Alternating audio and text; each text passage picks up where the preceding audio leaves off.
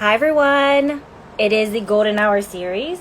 I've got a bit of some allergies, so my eyes are watering. But regardless, I'm so happy that you all can join us today.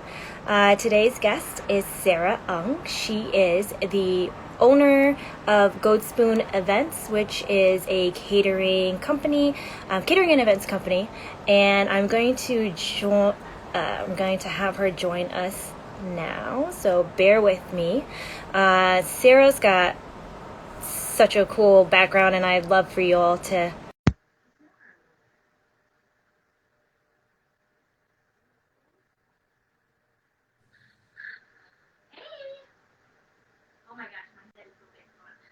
Hi. Um, Lagging a little. Can you hear me now? I can hear you. Hello?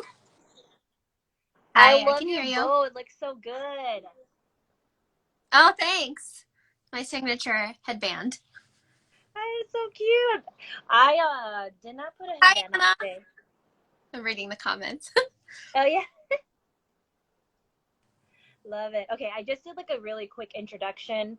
I didn't want to give too much away, but Sarah is the owner of Goat Spoon Events. This is our, like, we have been talking about this for a while. We were going to do like a G Square event.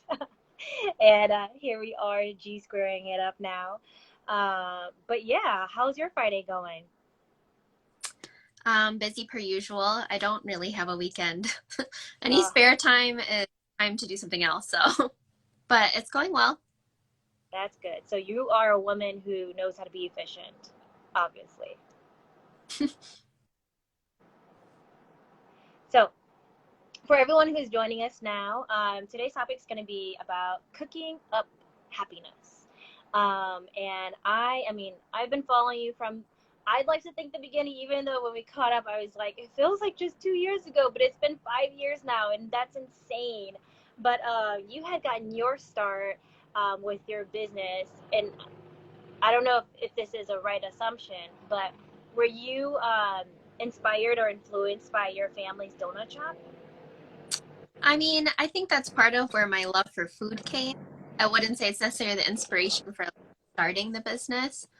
I think at the time I started the business, I was kind of in a place where I didn't really know what I wanted to do. I had a 9 to 5, but I mean, I never really said that my day job identified who I was as a person. So I really enjoyed having something fun to do outside of that. It was never really about the business per se. It just happened to be a business.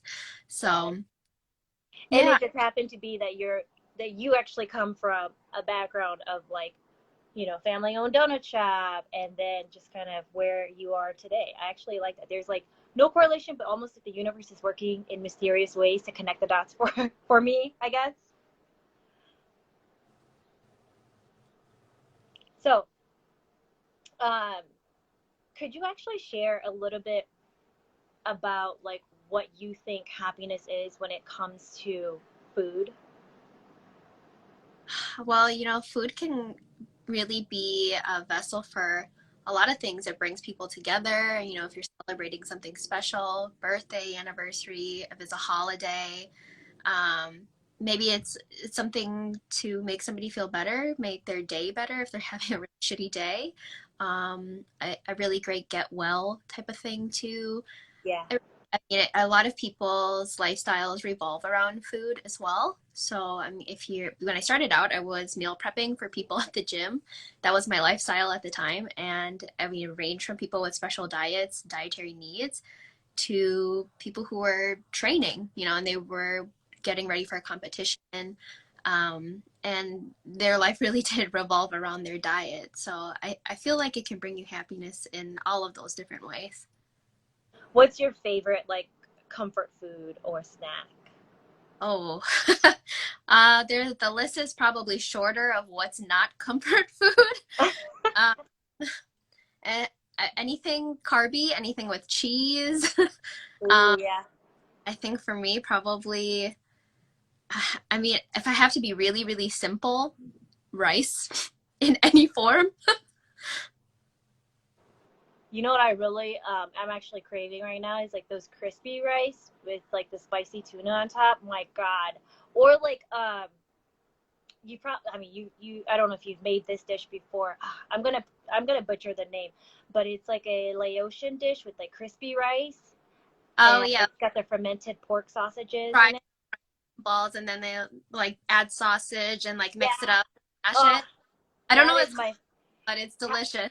it is so good. So when I went to Thailand like a couple years ago, as soon as I saw that food stall, I was like, I gotta wait in line for that. It was so good. Oh my God. Yeah. Because it hits like every little palate, like the sweet, the tangy, the spicy, and also the crunchy, all the different textures. So yeah, I hear you. Like when it comes to rice, you can be really creative with what you like come up with. I never want to tell people not to do things, but I'm reading the comments here, and please don't put ketchup on it. Oh, To each their I own. love Please don't put ketchup on it, Anna. Actually, now that we're on a rice topic, and I'm gonna go off. Oh, it's not kind of off tangent, but the first time I was introduced to gravy and rice was the weirdest thing. Like I'm like, you eat your gravy with rice, but I've learned to like it now because for me, rice is like its own thing, right? You don't put a bunch of other stuff on it, but yeah, I don't know if that weirds you out too. Gravy, Like American gravy? yeah, American gravy. Well, honestly, I've seen people put rice on everything or eat rice with everything, so I wouldn't rule it out. I don't think it's that weird. But I no to mean, ketchup. I would try it. Yeah, I'm not sure about ketchup, but mustard. Okay, yeah, mustard. Okay, this must be your friend because they must be going in on these creative rice dishes. I think some of my fans have unique tastes. I love it. They're like, we'll try anything. We'll try anything. All right. So, earlier this week when we were catching up, one thing that you kept, like you said, kept coming back in my mind, which is you've always done things that you enjoy doing, and that's kind of like what has led you down the path of basically achieving a lot of the things that you've done. You have an interesting background. You and I share a retail merchandising and business management um, background, which I thought was interesting. I didn't know, but could you share with everyone on the live what like the different paths that you've gone through because I don't know, I always find that interesting, especially with other people, that you don't necessarily have to follow just one path or follow one industry. You've kind of jumped around a lot, so I don't know if you could share a little bit about that.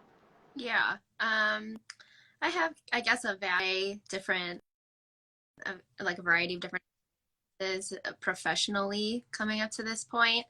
I probably will continue to do so, to be honest. So yeah, I went to school for retail merchandising, business management, and I started my career off that way. I used to work for like a home shopping network where they sell stuff on TV, and I would write all of the text that would show up on air as you're watching. After Wow. I left that company, um, I went into healthcare because I got laid off. So I was kind of like out of options. I gotta work. I was really young. I was like, I need health insurance. So I had to like, start adulting and just kind of took what I could find. And I got into the most random thing, radiology. So yeah, I worked in healthcare for a while. I did some like various jobs, and then I went back to retail. I worked for Target Corp doing women's swimsuits, and that's a really fun job for me too. I learned a lot. I mean, it has more to do with my background, and yeah, so I did that for a couple of years, all the while like doing Gold Spoon. And then also I worked retail at the time too. Like I've always had at least two jobs at the same time. My And God, women. this felt normal for me because I had worked multiple jobs like through school too to Yeah. put myself. So I think I was just used to being busy, and I liked the variety that every day was just like a little bit different. So, but yeah, I left Target, and at the time, like I really needed to like spend more time with family too, just like some other things going on. So it was just becoming to be a little bit much. And then of course the pandemic hit, but I had actually taken another job, so I work in finance now. Again, I don't identify, like, my job doesn't define me in any way or sort, like my day job anyway. So I continue to do Gold Spoon throughout the years because it was really something fun and creative that I could do and just do at my own pace and yeah, kind of control when I felt like putting more energy into it and when I didn't. But I mean, this time of year is always the busiest and I love it. So it's always a creative time too, where you can come up with something new to show everybody. Speaking Uh, of new, what is new within Goat Spoon events? we just launched our holiday product. So we are doing hot pot kits and basically just like a rip and dump and add water. Like you can't get any easier than that. So yeah, it would come with like a dry packet and a wet packet, very similar to like when you buy instant noodles and you know you just dump all the stuff in the pot and add water and pray that it goes well. But yeah, you can add anything to it. You can eat it as a soup. You could just it comes with dipping sauce as well that you don't have to cook. You just squeeze it out of the bag. And Yeah. yeah, you can use that as like a noodle seasoning if you want to, but just trying to make people's lives easier because I feel like the easy part of hot pot is buying all the raw stuff, but nobody wants to like make the broth because you have to buy a Oh million my things. God. Yeah. That's funny you said that because before your hot pot, your holiday products came out, I thought that I could like create my own hot pot broth. I was like, oh, I'll just research it online. There was too many ingredients that I couldn't find at like one or two stores. Like I Right. couldn't even find goji berries. I'm like, what the fuck? Where do I find goji berries? And then I gave up and I had to like do the whole powdered, um, the powdered route because it was just easier. And also I wanted to do it at camp. So I love that you created this new product and I can't wait for it to come because I bought like all of them to try. But what I'm most excited about is your dipping sauces because I'm really big into like condiments and dipping sauces. So I'll let It's you know not, how that goes. I'll tell you that. It's It's more what? up.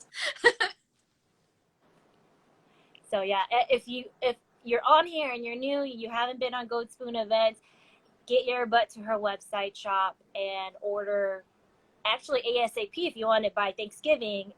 But if you are fine with like giving it as a gift, you have like I think 2 or 3 more days to place the order in. Yeah, we have a couple more days for Thanksgiving delivery if you want to order to get it in time for that. You know, if you want to have small Thanksgiving gathering. Otherwise, if you want to get it early in December or in time for Christmas, closer to Christmas, if you want to gift it or something like that, you have a few more weeks for that. So we have some more cutoff dates for that too. I love that. And speaking of which, this isn't just like your only endeavor. I mean, just your background in general. You have, sorry, it's so windy here. I don't know if you can tell, but and it's gonna be a little loud. But anyways, I love what you said about how your professional life doesn't define you because that's kind of how I've always lived as well. It definitely teaches you things and creates different opportunities for you. But like aside from that, after your 9 to 5, you essentially still control so much of your life and you can change so much of your life. You have that choice to. And I love the fact that like you got into you kind of like this kind of found you in a sense, especially with your background of you know just serving your friends who were at the gym and then that turning into what is now Goat Spoon events. What was your favorite thing about that part in your life, like when you first started? Well, you know, it evolved a lot over the years, and it still is. I think somewhere in between, because part of the business is event planning, but we don't really put it out there very much, like as far as marketing goes, because it does take a lot of time, and it's not, it's not my main gig, so I can only do so much by myself, and with limited help that I have. So I think that actually was the most fun was planning the get-togethers for people. Obviously, times have changed now with everything that's going on in the world, but planning events and creating an ambiance and an environment that is fun for people and for people to enjoy and make memories, and then there just happens to be really good food too. That's a plus. I love that. I also really like hosting parties and planning events. There's just something that like brings you joy when you can see everyone else just kind of having a good time.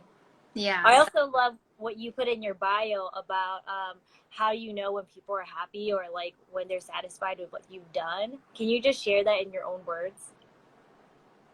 Sorry, you cut out. Can you say it again? Oh, I said I love what you wrote in your bio about how you can tell when like people are happy or like enjoying themselves. Can you say that in your own words to our audience? Oh, I well, if I remember what you're referring to, people making yummy noises. I mean, I love when people enjoy my food. I know everybody has different tastes, but you know, I like to put out what I think tastes good to me. And if you happen to like it too, then yay, you know, that makes me really happy. And if I can make your day easier or, you know, brighter, then that's a win. And if it happens to be with food, then that's a gold spoon win. Ah, I love that. Yeah, that's so true. All right. Well, speaking of happiness, what are other things that you have had to learn along the way of creating Gold Spoon events and in general in your life to like bring happiness to you? So like what are some things that you've learned to bring happiness to yourself? Oh, I mean, I really am just like somebody who absorbs everybody else's energy. So if everybody else around me is having good times, happy, then like I am very much a reflection of that. But I mean, when I'm by myself, things I like to do on my own, I like to call myself a serial entrepreneur. So, you know, if I'm not doing gold spoon things, I'm just daydreaming of doing other things and plotting and planning on what I can do next and at the same time. Yeah. I'm in the comments here and yes, I know who BTS is. Probably spend a lot of my spare time doing that too. And no, you don't chew too loud. That just means the food is really, really good. Right? Or if you slurp, that means, you really, really like the food. That's not a bad thing in And Japan. then So better. sorry. So in your free serial entrepreneur, are there any other endeavors that you want to share or would like to share with the folks who may not know of other things that you might be working on? Um, I'd like to share, but nothing is really finished yet. So maybe you'll have to have me back on another live when Yeah, I'm ready to talk. perfect. I love that though because that means you're just like such a productive, efficient person. Your mind doesn't sleep, but it's constantly creative. And I can relate to that a lot. Sometimes I'm like, where's my notebook? I need to write down all my ideas. And I think the hardest thing is just like wanting to make it all come to life or like seeing it all. Well, it's not the hard thing, but like doing all of it, I guess. Yeah. So how do you balance like that, like work and life or entrepreneur and like self life for you? I don't know if that makes any sense, my question. But I guess how do you balance your energy and all of that? Yeah, balance. That's a that's a unfamiliar word for me. I'll just be honest with you. There's not a whole lot of balance in my life. How I get it all done, I and I'm just thankful that I'm, you know, still able to have this type of energy, and be able to do so many things. Probably won't last very long, so I'll have to get some more help. But you know, I think like when I feel really inspired and in a creative mindset and I'm really set on something, I hardly ever leave anything unfinished. So I think that the adrenaline from that is what keeps me going. So that, I guess that's not really a tip for other people. That is just how I deal with it. No, I like that aspect because there are so many times when, you know, you don't even get to the you don't even get to first base, right? Not you, but like people in general. They think of their idea, they don't even get to doing it, and it just never comes to fruition. But for you, you're like, I'm hitting home runs, even if it's gonna take me a while to get there, or it's gonna take a lot of work and energy that you're willing to give and put forth to it. So I like that. And also, like, your energy is feeding off to me right now. I'm like, girl, yes, I need to start doing more with my life. I mean, you remind me of when I was in like college. I always say that because I was just, it was one thing after another. And when I look back, I'm like, I don't even know how I did all of that. And so keep that energy going because you're right, it's not going to last long and you will start needing help, but you're only going to get better and you're going to build your teams to start supporting you. You're just going to grow your empire. So I'm really excited to see what you come up with.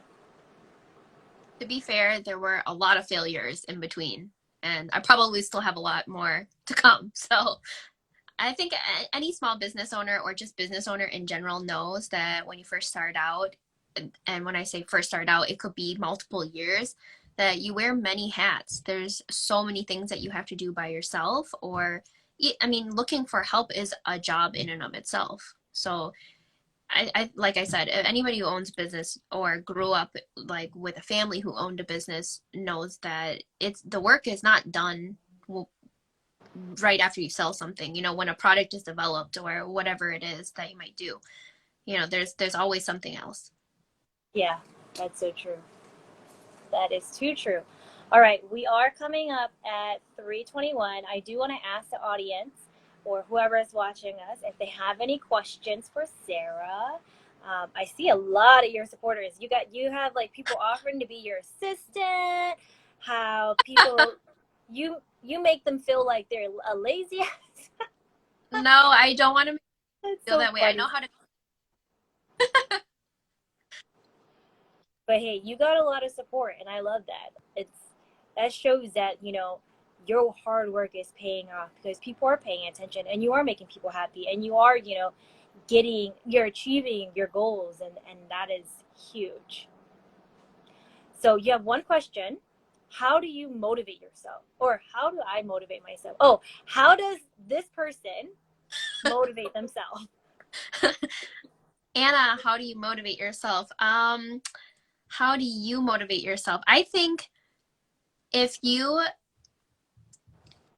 surround yourself with a few more people that do a little bit more and lift you up more, cheer you up, maybe you could go back into that group chat, you know, where everybody's your cheerleader. That would really help you. Otherwise, I'm not sure. What is it that you're trying to be more motivated about? Maybe that'll help me answer your question better. How can I'm trying to, there's too many comments now. Okay, let me see. Give me more specifics, Banana.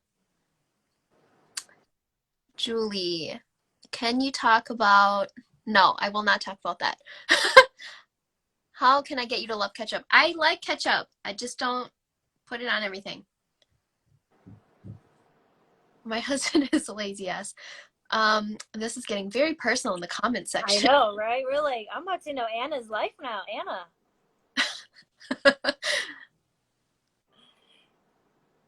No, but really, thank you for all your support and your interactiveness on our comments. It wouldn't be fun without you. So thank you, Anna and Princess. But if I'm saying that right, I don't know who the real names are. Yeah, but motivation is an interesting one.